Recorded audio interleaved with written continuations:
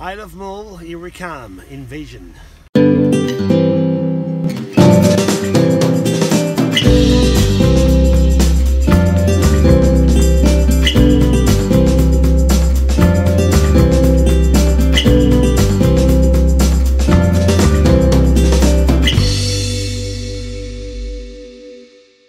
go on the other side, direction open, to visit Kilchurn Castle.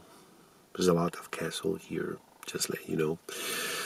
And yeah, drive a little bit, as the last couple of days was kind of cloudy, so we didn't charge that well. And yeah, my computer is dead and batteries are dead. Everything is dead. So. Oh God, that's pretty upbeat.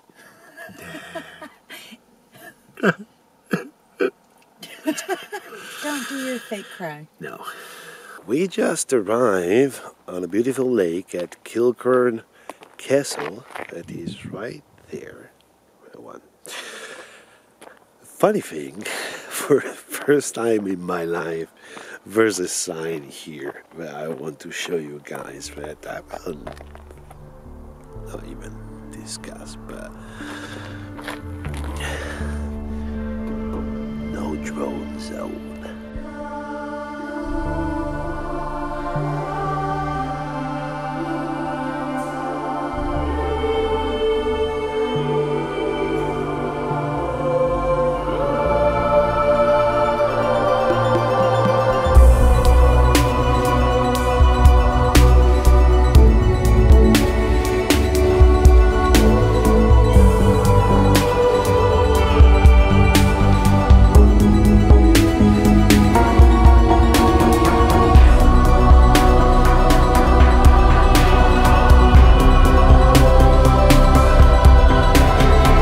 So we got tickets for Isle of Mull, 2 ways, going there and coming back, £41.20.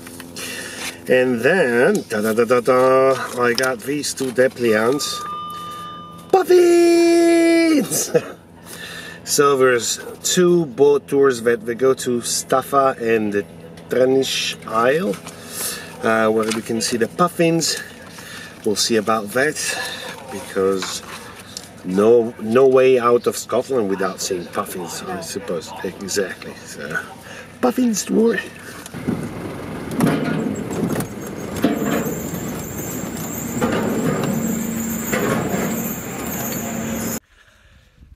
Isle of Mull.